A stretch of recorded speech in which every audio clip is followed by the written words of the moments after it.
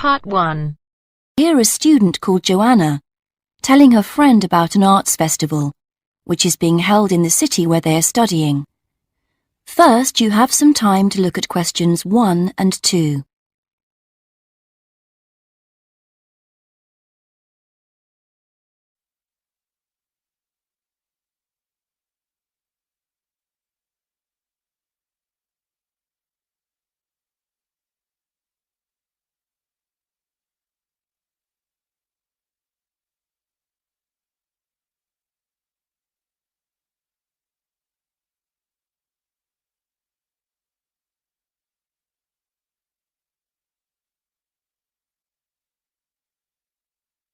Now we shall begin. You should answer the questions as you listen, because you will not hear the recording a second time. Listen carefully and answer questions 1 and 2. Hi, Joanna. Where have you been? Hi, Dave. I had to go into college to return a DVD I'd borrowed from the library. Oh, right. But while I was there, I got some information about the City Arts Festival that starts next week. Oh, yeah? I saw a poster advertising it somewhere. Yeah, and I picked up this leaflet from the library. It gives you the website address. So as I was there, I logged on to get more information. Actually, although they've got the full programme of events fixed now, you can't book online, which seems strange. There's a number to phone, though. And are there student discounts? I guess so, but I didn't notice. Anyway, there are 3 things I'd like to see. An Italian film, a rock concert, and an art exhibition. Oh, The exhibition's free, and you don't need to book, so I'll definitely go to that. But I'm going to get tickets for the film in case they sell out. good idea. You can always buy concert tickets at the door because that's in a really big hall. Right. Before you listen to the rest of the conversation, you have some time to read questions 3 to 10.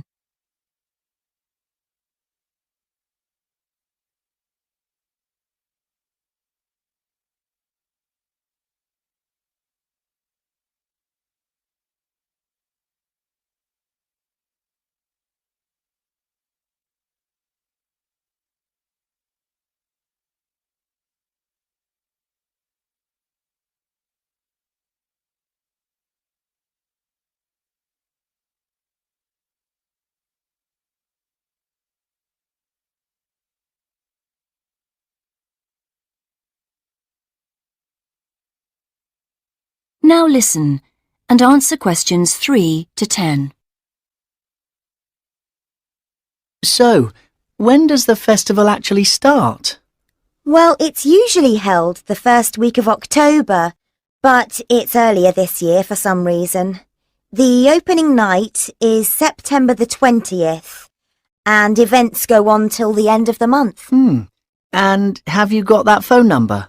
Yeah, it's here. Look, it's 0967 990 776. OK, I'll write it down. 0967 990 776. Thanks. I thought the local council made a profit from the festival, but it says here that there's a commercial sponsor. It's a local bank. I didn't know that. Neither did I. What other events have they got on? As well as the art exhibitions and stuff that's open every day, there are special events each day. Like on Monday, there's a musical in the City Hall. That's only £3.65 for students. I think I'll give that a miss. I've got football training on Mondays, but I'm free on Wednesday. There's a jazz band on then, and that's only £2.50 for students. Sounds good. Is that in the City Hall too? We could go. Well, I'm busy actually, but it's at the sports centre if you're interested. Oh, right.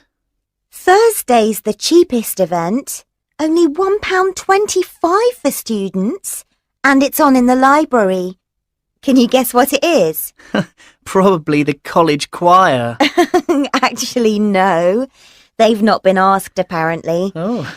No, it's a poetry evening. Isn't there any modern dance on anywhere? On Friday. That's at the college. It's quite expensive, though. £15 for adults and £12.75 for students. Oh, yes, that is a lot. If I'm going to spend that much, I'd prefer to go out on Saturday. Yeah, me too. But on Saturday night, there isn't live music or a party or anything. Just the fireworks in the city park. And that's only £1.50. Yeah, that'd be good. That is the end of part 1. You now have half a minute to check your answers.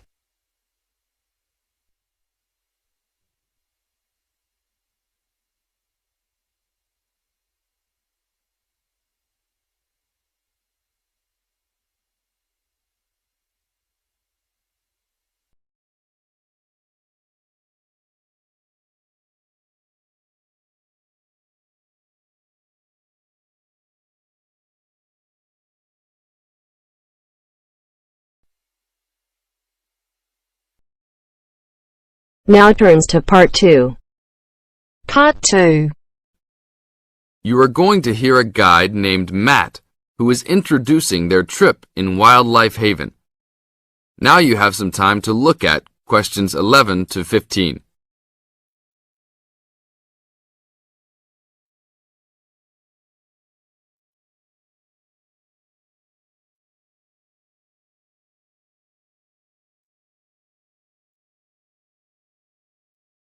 Now listen to the first part of the introduction carefully and answer questions 11 to 15. Well, good morning, everybody. My name's Matt, and I'm one of the 3 guides here at Wildlife Haven. Our job is to make sure that you all have a great time here with us and go home feeling happy and relaxed.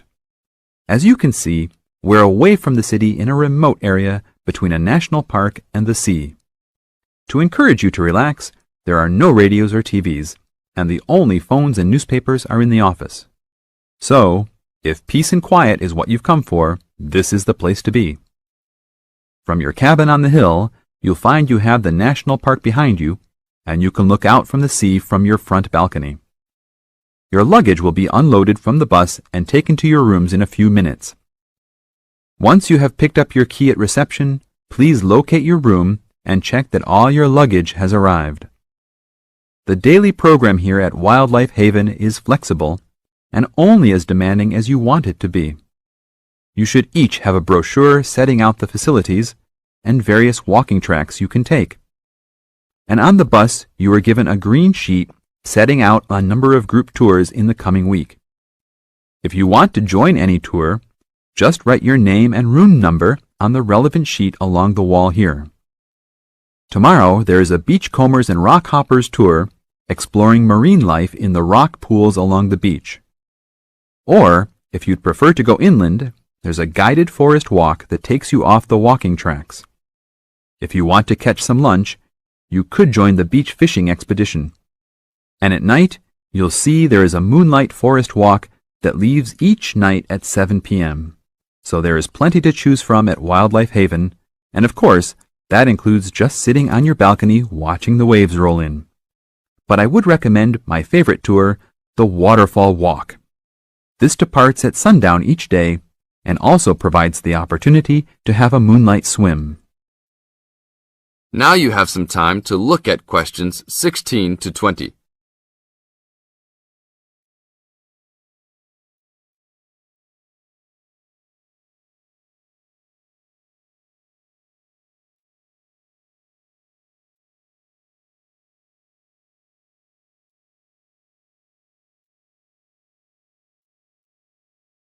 In the second part of the introduction, you are going to get some advice from Matt. Listen carefully and answer questions 16 to 20. You've chosen to visit us in January, which is one of our hotter months. And although you may be tempted to wear a minimum of clothing, you should always take precautions against injury, particularly in the national park. This includes sensible footwear. You'd be surprised how many of our guests ignore this advice and end up being sorry. And socks are a good idea too. And even though you might be under trees a lot of the time, it's a good idea to wear a hat in this hot climate. There's no need to be too concerned about walking in the national park, provided you use common sense. It's true that there are poisonous spiders in the park, but they are really more frightened of you than you are likely to be of them. I should also warn you against eating any wild berries. Some are edible, but you should avoid them all. We'll provide all the food you can eat. Well, that's about all for now. Dinner is from 6 to 8 p.m. in this building.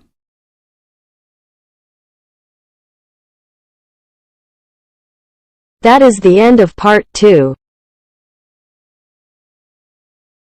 You now have half a minute to check your answers.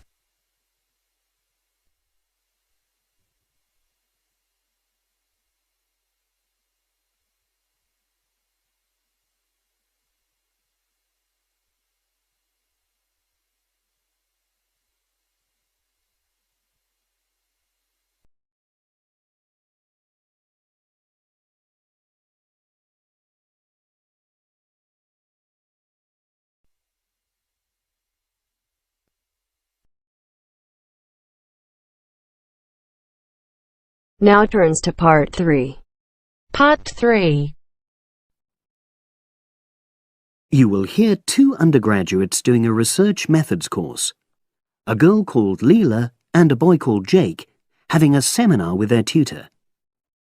Now you have some time to look at questions 21 to 24.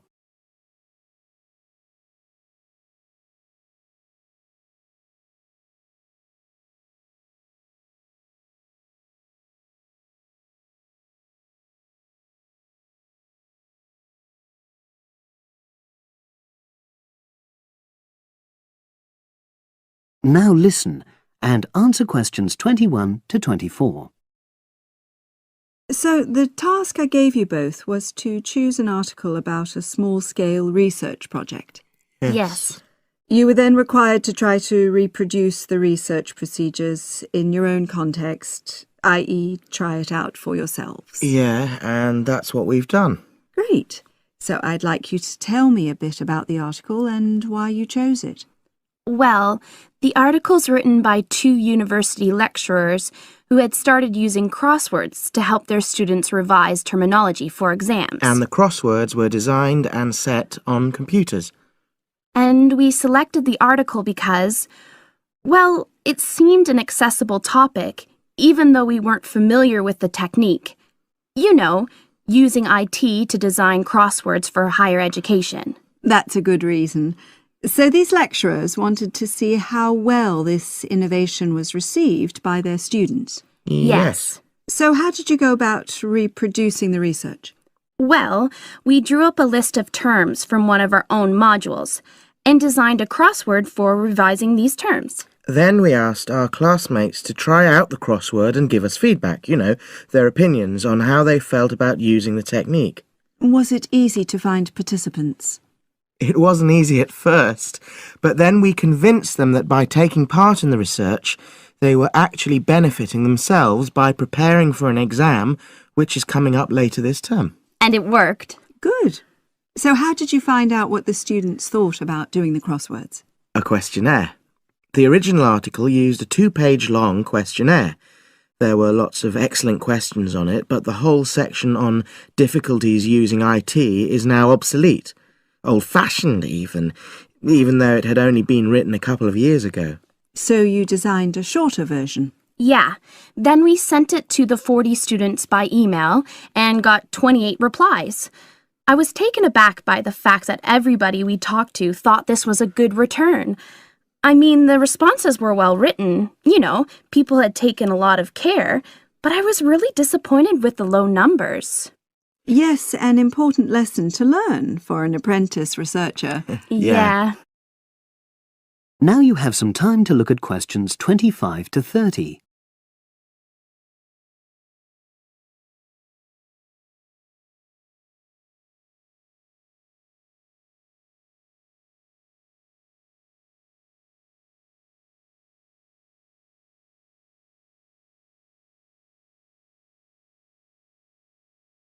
Now listen and answer questions 25 to 30.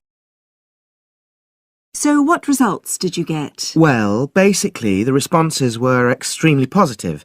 The students said that doing the crossword on a computer helped them really focus on the work in hand and not be distracted, which is something that commonly happens with other ways of doing revision. Yeah, that was really clear.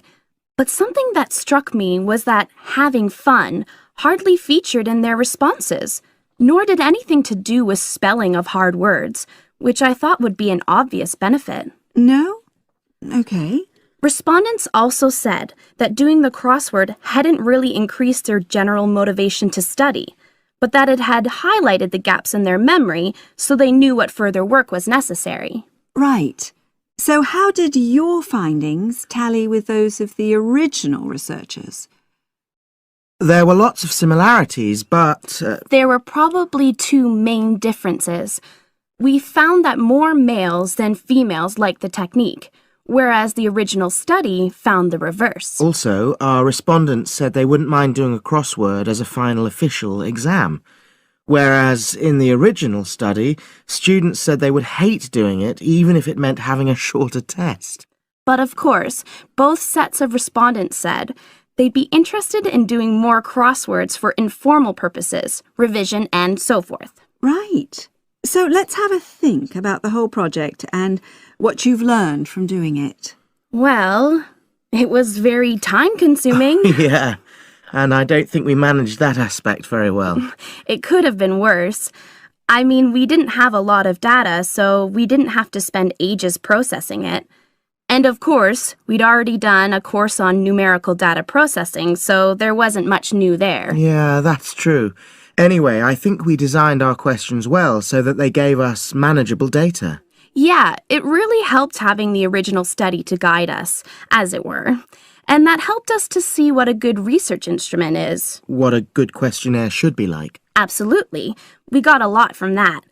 But when we were writing up the project, I'm not sure whether we'll know how to acknowledge the work of the original study. You know, our referencing. No, that's something we'll both have to work on in the future. Actually, that part's been great. Finding ways to share and support another person. That's the real plus from the project. Learning ways to do that. Well, it's obviously been very successful.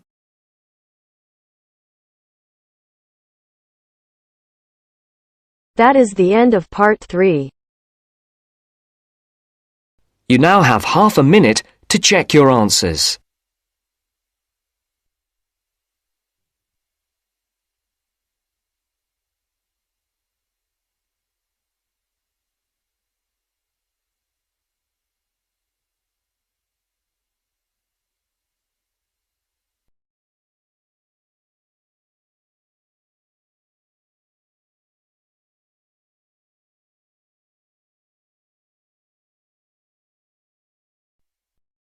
Now turns to part 4.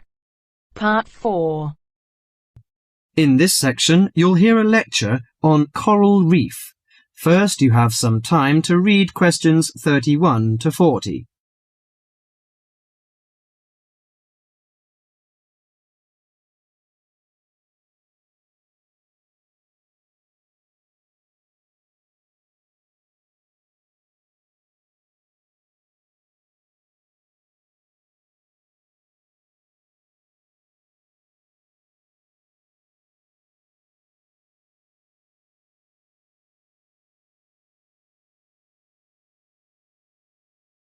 Now listen carefully to the lecture and answer questions 31 to 40.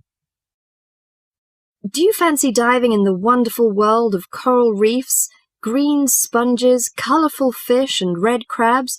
It is a rich garden beneath the waves. But how much do you know about the corals? Are they animals or plants? What are the threats to coral reefs? Today, Mr. Tim Harford, Executive Director of the Coral Reef Alliance, is going to introduce the facts about coral reefs. Good afternoon, everyone. Coral reefs are one of nature's most magnificent creations. It is filled with thousands of unique and valuable plants and animals. Over 1/4 of all marine species depend on healthy coral reefs. Humans also depend on coral reefs. These marine ecosystems are the primary source of food and income for millions of people, a vast repository of valuable chemical compounds and medicines, and a natural wave barrier that protect beaches and coastlines from waves and storms. Coral is actually the exoskeletons of coral polyps. Made from limestone, these skeletons build up over time, forming the reef. New corals are born each April. At a certain hour, on a certain night, mature corals suddenly release clouds of eggs and sperm into the sea. After the fertilized eggs take root on the seafloor, they can grow up to 15 centimeters per year. Coral reefs are present in the waters of over 100 countries. These are warm, 18 to 29 degrees centigrade, shallow, sunny regions primarily between the tropics of Cancer and Capricorn. Only clear, warm salt water can support a coral reef. And because sunlight is crucial to the reef's survival, the water must also be shallow. The algae that grow on coral provide much of the coral's food. In deeper water, algae cannot get the sunlight they need to grow. Most coral reefs are in the tropics because natural conditions there are perfect. In their modern form, coral reefs have thrived on Earth for over 50 million years. In recent years, however, more than 11% of the world's reefs have been lost, with another 16% severely damaged during the El Niño event in 1998. Up to 32% of coral reefs may be destroyed by human activities in the next 30 years if we do not take action now. Corals and coral reefs are extremely sensitive. Slight changes in the reef environment may have detrimental effects on the health of entire coral colonies. These changes may be due to a variety of factors. One of the greatest threats to coral reefs is human expansion or development. As human population increases, so does the harvest of resources from the sea. Due to overfishing, reef fish populations have been greatly decreased in some areas of the world. The removal of large numbers of reef fish has caused the coral reef ecosystems to become unbalanced. As we know, corals are also very popular as decorations. A large amount of the most healthy corals are selected by commercial collectors. They sell the corals to souvenir shops, where a large number of tourists wait to purchase them as decorations or souvenirs. Coral reefs also receive much damage from both commercial and private vessels. The leakage of fuels into the water and the occurrence of spills by large tankers are extremely damaging to local corals. Although much of the coral reef's degradation is directly blamed on human impact, there are several natural disturbances which cause significant damage to coral reefs. The most recognized of these events are hurricanes or typhoons, which bring powerful waves to the tropics. These storm waves cause large corals to break apart and scatter fragments about the reefs. Home to a diverse community of creatures, coral reefs are underwater treasure chests of color and activity. Predators and prey swim and crawl among the coral in nature's never-ending dance of life and death. This lively, fascinating world beneath the waves is just waiting to be explored. That is the end of part 4. You now have half a minute to check your answers.